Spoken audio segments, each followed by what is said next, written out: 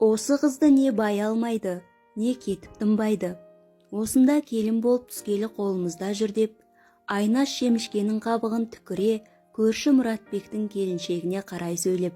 Өсекке бір табан жақын орта бойлы сары келіншек Айнаштың әңгімесі жанына жаққандай, одан әрмен аша түскісі келіп. Қойш, жас қой әлі, әрі саған қолғанат емес пе? Осы қыз ғой балаларыңды бағып берген.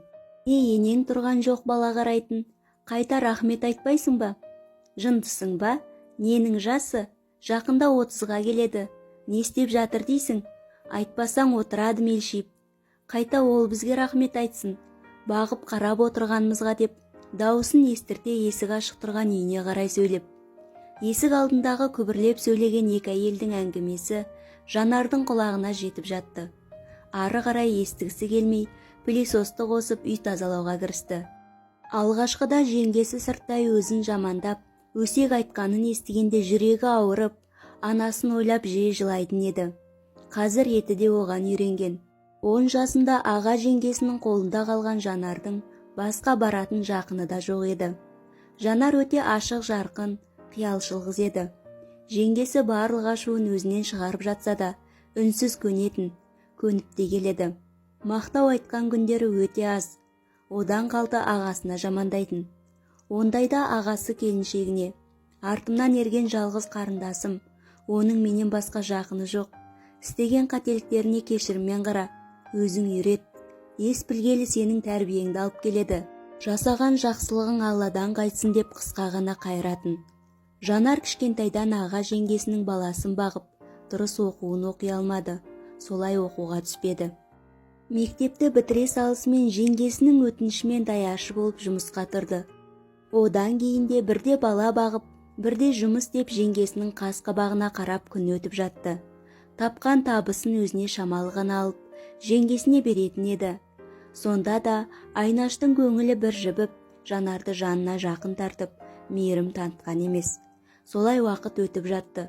Үйге сөйлей кірген Айнаш үйді пылесостап жатқан Жанарға қарап: тез-тез қимылдасаңшы, тоққа көп ақша шығатынын білесің бе? Одан да кілемдерді щеткамен ысып сүртіп алмайсың ба? Айтпаса абылжып жүресің. Осындай әрекетіңмен сені кім алады? Ынтаң жоқ, асықпай жүресің, мән бермейсің ғой барлық затқа. Жанар үнсіз жеңгесінің айтқандарын жасап шықты. Кешкі ас уақыты да келген еді. Жанар сорпа құйған тәрелкені столға қоя бергенде, артынан жүгіріп шыққан 12 жасар інісі қағып кетіп, тарелка қолынан түсіп, інісінің аяғына сорпа төгіліп күйіп қалады. Баласы айғайлап жылағанын естіп, Айнаш күйеуі екеуі телевизор көріп отырған жерінен ас үйге жүгіре жетеді. Жанар інісінің аяғын үрлеп жатқан еді. Айнаш баласының аяғын көріп, Жанардың иығынан итере ұлын сүйіп, аяғын суға малып азан-қазан болып кетті. Арасында аузы жабылмай, Жанардың жер-жебіріне жетіп айғайлап ұрсып жатты. Күйеуіне қарап: айтсам тыңдамайсың, қарындасыңды ақтайсың ғой, қара енді не болды, қарындасың адам болмайды, бір тамақты дұрыс құймаған соң не керек, олымды кемтар қылды деп бар ашумен айтып жатқан еді. Көзінен жас аққан Жанар ағасына кінәлі адамдай қарап: аға, әдейі жасамадым, ол артымнан жүгіріп шықты деп дауысы шығар шықпастан. Келіншегі үнемі Жанардан кемшіліктер іздеп жамандай берген соң, ағасы да шаршаған еді. Ашу мен тыныштықты басу үшін өмірде Жанарға бірінші рет айғайлап дауысын көтере: не сенің қолыңнан келеді? Бір жеңгеңнің көңілін таба алмадың. Осы үйден кет. Ағасының жасқа тола көздеріндегі мұңды көріп, Жанар амалсыздан қараңғы түнде киімін жинап кете барды. Жаяу жолмен жүріп келеді.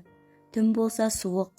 Қараңғы түнде машина тоқтатудан ен далада қорықты. Қалаға дейін біраз шақырым.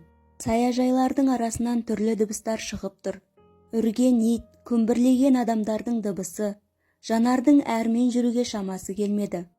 Бір забордың жанында темір тормен қоршалған, жан-жағын шөп басқан бір қуысқа келіп отыра кетті. Киім салған сөмкесін жанына қойып, бетін үстіне киген кофтасымен жауып, кәлимасын іштей қайталап көп отырды. Біраздан соң аяғын ауыстырып, шаршаған соң амалсыздан ұйқыға кетті. Түсі ма, өңі ма белгісіз, біреулердің күбірлеп сөйлеген дыбысын естіп жаттым. Жоқ, тірі сияқты. Бетін толық